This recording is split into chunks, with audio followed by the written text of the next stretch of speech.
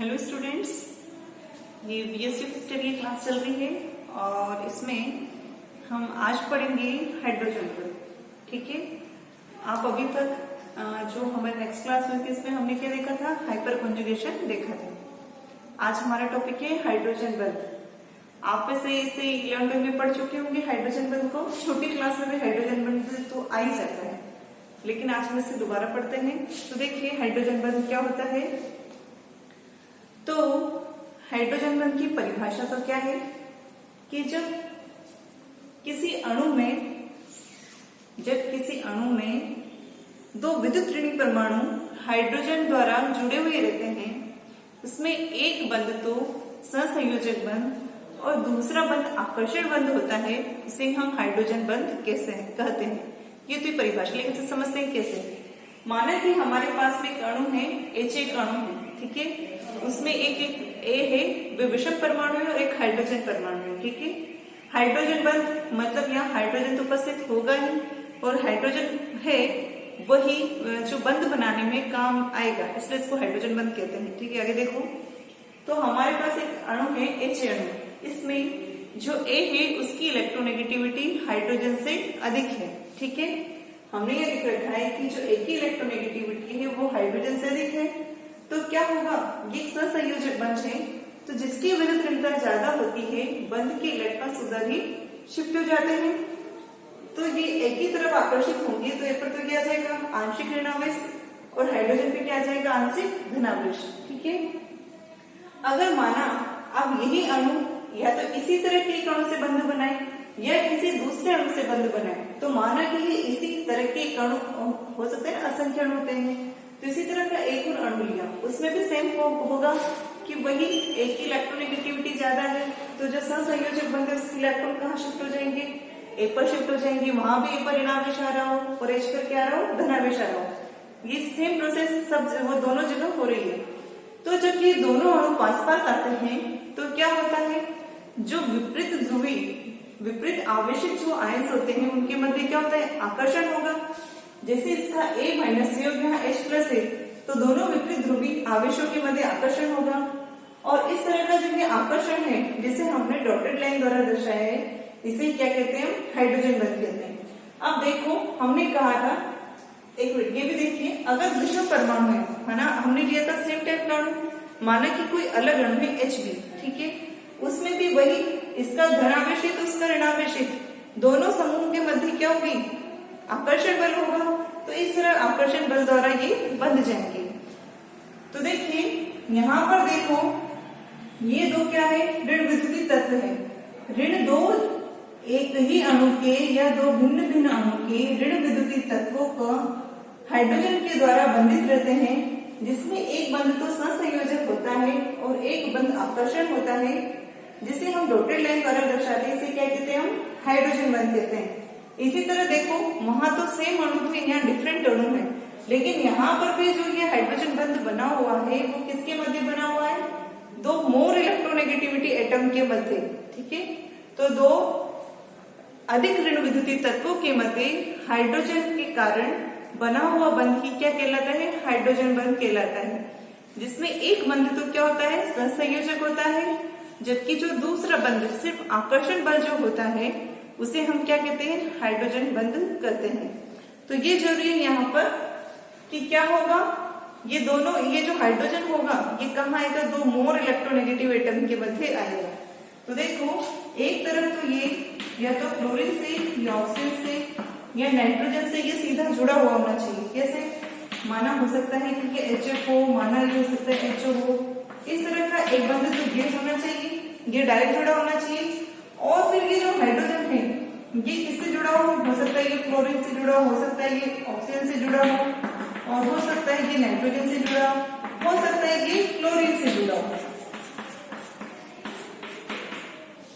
ठीक है।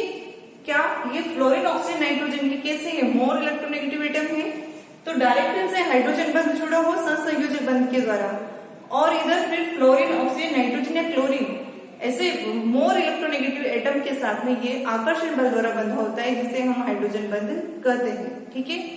हम अभी जो उदाहरण लेंगे उससे आपको और स्पष्ट हो जाएगा कि किस तरह से ये दो जो अधिक विद्युत ऋणी परमाणु के मध्य हाइड्रोजन बंध उपस्थित होकर हाइड्रोजन बंध का निर्माण करता है। ठीक है, तो इस तरह से आपने देखा कि एक तो क्या हो कि ये जो हो ये direct fluorine oxygen nitrogen more electronegative atom से डायरेक्ट सहसंयोजन बंध द्वारा बंधित रहता है, और दूसरी तरफ ये फ्लोरीन ऑक्सीजन नाइट्रोजन या क्लोरीन ऐसे मोर इलेक्ट्रोनेगेटिव एटम के साथ आकर्षण बल द्वारा बंधित होकर हाइड्रोजन बंध का निर्माण करता है। तो ये तो इसकी डेफिनेशन। ठीक, अब हम आगे देखते हैं कि जो ये हाइड्रोजन बंध है इसे दो भागों में बांटा गया है। एक तो होता है इंटरमोलिकुलर हाइड्रोजन बंध और एक होता है इंट्रामोलिकुलर हाइड्रोजन बंध। जो इंटरमोलिकुलर हाइड्रोजन बंध है ये क्या होता है, हम उसे देखते हैं।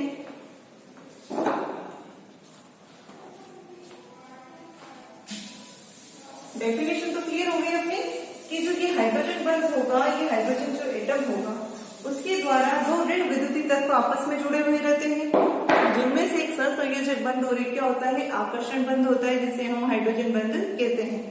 अब देखो हाइड्रोजन बंध के दो टाइप है, एक तो है इंटरमोलिकुलर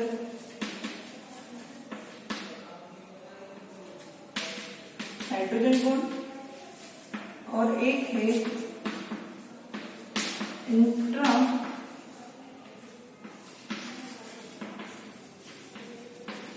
मोलिकुलर हाइड्रोजन बंध।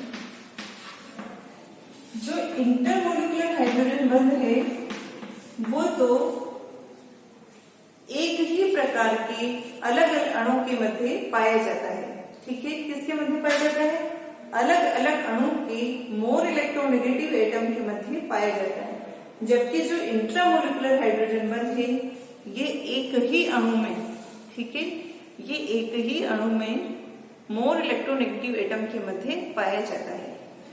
जब इंटरमोलिकुलर हाइड्रोजन बंध होगा, दो अलग अलग अणु आपस में बंध का निर्माण करेंगे, तो यहाँ तो क्या होता है संगुणन होता है। जबकि जब एक ही अणु में हाइड्रोजन बंध का निर्माण होगा तो यहाँ पर क्या होता है, यहाँ वलय का निर्माण होता है, यहाँ क्या होता है किलेशन होता है, किलेटीकरण होता है। ठीक है, तो यहाँ तो संगुणन होगा जबकि यहाँ वलय का निर्माण होता है। ठीक है, अब हम आगे देखते हैं कि जब इंटरमोलिकुलर बॉन्ड बनता है तो जो अणु होते हैं उनकी कौन से गुण प्रभावित हो जाते हैं, और इंट्रामोलिकुलर जब हाइड्रोजन बंध बनता है तो कौन से अणु कौन से गुण प्रभावित होते हैं, इसे हम एक एक करके पढ़ेंगे। तो सबसे पहले देखते हैं हम इंटरमोलिकुलर हाइड्रोजन बंध के कारण प्रभावित होने वाले गुण। तो देखिए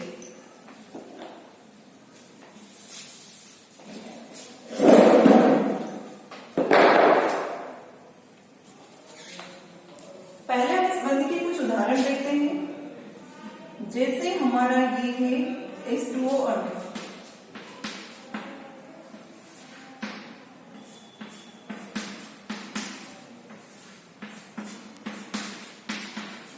ठीक है, ये H2O अणु है, ये किससे बंध है सहसंयोजक बंध है। लेकिन क्या ऑक्सीजन और हाइड्रोजन के बीच में कैसे बंध बन सकते हैं, इस तरह का ये हाइड्रोजन बंध का निर्माण हो सकता है। देखो हमने कहा था कि दो मोर इलेक्ट्रोनेगेटिव एटम के मध्य हाइड्रोजन बंध द्वारा ये बंधित रहता है हाइड्रोजन एटम द्वारा। इसमें एक सहसंयोजक बंध होता है और एक आकर्षण बंध होता है, जिसे हम क्या कहेंगे हाइड्रोजन बंध कहेंगे। तो ये तो किसमें है सहसंयोजन बंध H2O में। नेक्स्ट देखो, अगर हम बात करें NH3 की,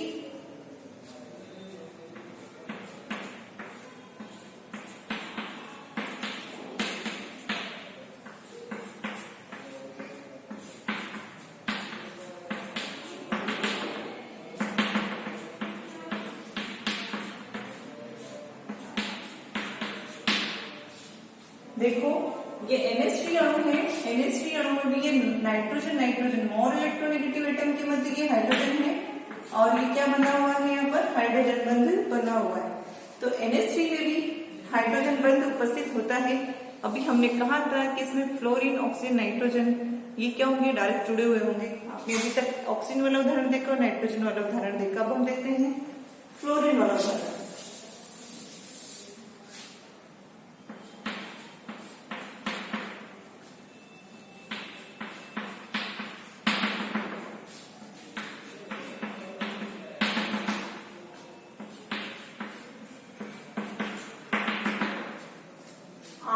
आपने ये स्ट्रक्चर इस तरह बनाई है, आप इसके स्ट्रक्चर को इस तरह नहीं बना सकते हो, क्योंकि ये HF की जो स्ट्रक्चर है वो स्ट्रेट नहीं होती है, कैसी होती है, जिगजैग होती है। ठीक है, तो जब भी आप HF में अगर आपको पूछा जाए कि HF अणु में हाइड्रोजन बंध को दर्शाइए, तो आप इस तरह दर्शाएंगे, ना कि इस तरह से, क्योंकि HF अणु की जो संरचना होती है वो कैसी होती है, जिगजैग होती है। ठीक है, तो ये आपने देखो फ्लोरीन वाला तत्व देख लिया, हाइड्रोजन वाला देख लिया, ऑक्सीजन वाला देख लिया और नाइट्रोजन वाला उदाहरण देख लिया।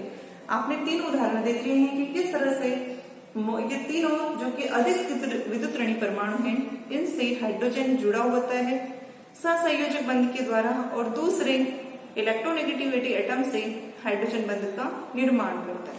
ठीक है, ये आपने देखी अभी तक इंटरमोलिकुलर हाइड्रोजन बंध, जो कि HF, HF, HF अलग अलग अणुओं के मध्य उपस्थित हो रहा है, क्या बन रहा है। ठीक है, आगे देखते हैं हम इससे प्रभावित करने वाले गुण। तो इसे प्रभावित करने वाले गुण में आपके पास पहला क्वेश्चन है कि H2O और H2S ऑक्सीजन और सल्फर एक ही वर्ग के तत्व हैं, फिर भी जो H2 होता है वो द्रव होता है, जबकि H2S जो होता है वो गैस होता है। ऐसा क्यों? ठीक है, H2O तो क्या है, द्रव है, जबकि H2S गैस है। ऐसा क्यों? तो जो H2O होता है, H2O में तो क्या पाई जाती है, हाइड्रोजन बॉन्डिंग प्रेजेंट होती है, जबकि जो H2S होता है इसमें हाइड्रोजन बॉन्डिंग प्रेजेंट नहीं होती है।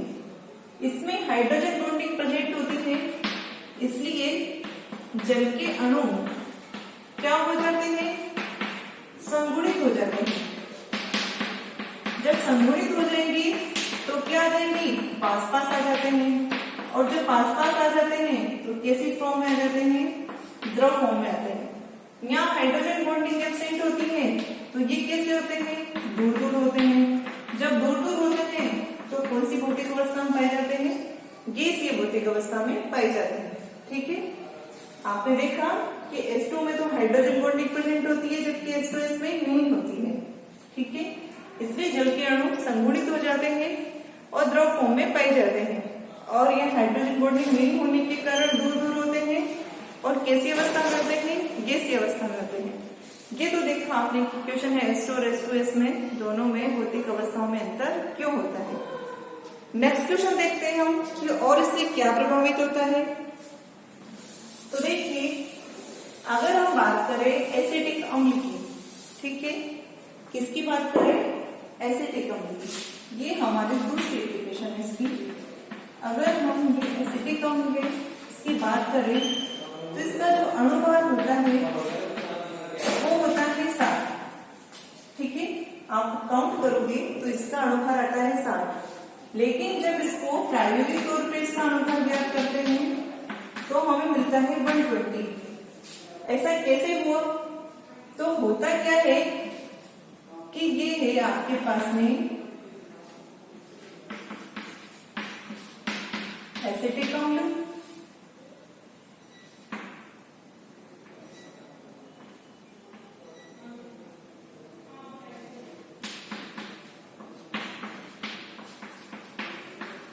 ये एसिटिक अम्ल के मैंने 2 अणु बनाए। ठीक है, एक बार OH को नीचे दिखा दिया, एक बार OH को ऊपर दिखा दिया।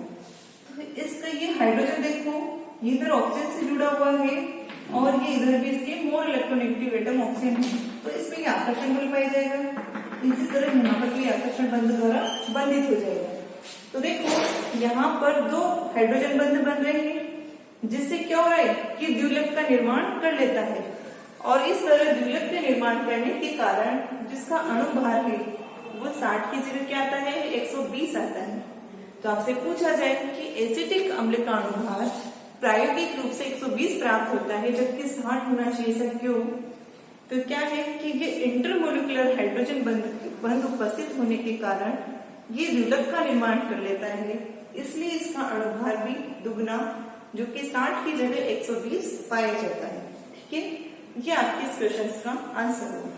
ठीक, नेक्स्ट देखिए, HF, HCl, HBr, HI ये एक ही वर्ग के हैं सारे। फिर भी जो HF होता है उसकी जो अम्लीय सामर्थ्य होती है वो कम होती है, ऐसा क्यों? ये आपसे पूछा जाएगा। तो क्या होगा, हमें पता है कि जो HF है उसमें क्या पाया जाता है, हाइड्रोजन बंध पाया जाता है। हाइड्रोजन बंध पाए जाने के कारण वो जो हाइड्रोजन है उसको वो आसानी से मुक्त नहीं करता है, और जब आसानी से मुक्त नहीं करेगा तो उसकी जो अम्लीय सामर्थ्य वो क्या हो जाएगी, कम हो जाएगी। ये हुआ आपके HF के उदाहरण। ठीक है, हम आगे की एप्लीकेशंस, आगे के गुण जिससे प्रभावित होते हैं, हम उसको आपकी नेक्स्ट क्लास में लेंगे। Thank you.